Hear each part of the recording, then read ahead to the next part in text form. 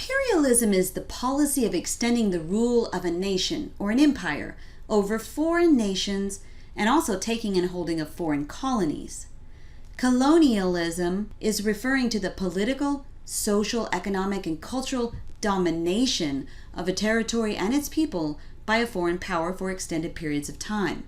Imperialism is as old as the state, though modern colonialism began with the Age of Discovery, during which the European nations founded colonies all throughout the New World. The Industrial Revolution was really important in human cultural history for so many reasons, but the most important is because it was an event in time that spurred huge and rapid changes in culture all over the world as we know it. At first, it involved the transformation of Europe from a domestic, home, handicraft, expensive and small-scale production system into one that was a capitalist, cheap, and large-scale industrial system. Industrialization initially was producing goods that were already widely in use, but also in great demand, such as cotton products, iron, and pottery. Industrialization also fueled a new kind of urban growth, in which the factories were clustering together in regions wherever coal and labor were cheap, and that resulted in people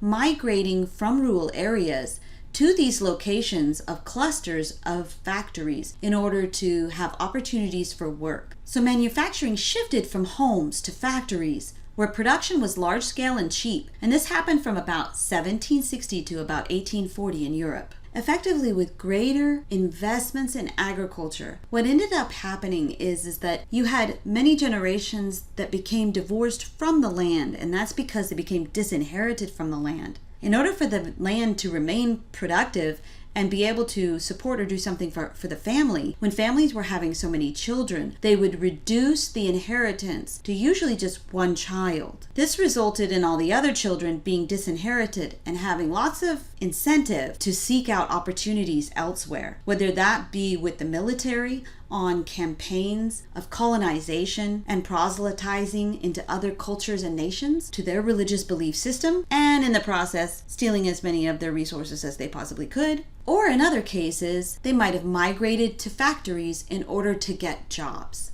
So you saw this really rapid growth of cities that sprang up around clusters of factories. These factories provided surpluses of goods of certain kinds that could then be used to be traded with other cultures. It also, though, meant that the population size was rapidly expanding.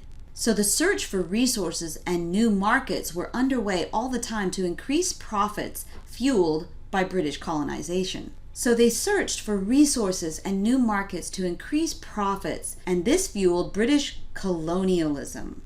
The first phase of British colonialism was concentrated in the New World, West Africa, India, and came to a close with the American Revolution. You can see here a map of the British Empire in the 1920s. The search for resources and new markets was often justified by what they called the white man's burden. So the manifest function given by the natives was, it's the burden of white men in civilization to teach natives of other cultures their Christian ways. But the latent explanation was that they wanted to acquire resources from cultures of people that lacked the power and ability to resist them. During Britain's second period of colonialism, they controlled India, Australia, New Zealand, Canada, and large portions of Eastern and Southern Africa. Britain believed that native peoples were not capable of governing themselves, and they needed white British colonists to provide and maintain order for them. And here you see a map of all the countries in the world that Britain did not invade, most of these, of course, not being colonized. But that doesn't mean they didn't try.